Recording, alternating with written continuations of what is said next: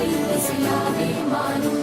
நம் இதயம் ரெண்டும் சேரும் ஒரு புதிய பருவம் பாடும். இந்த ஆசை திரையோசை இசையாகும். இந்த திருமண கொண்டாட்டம் நம்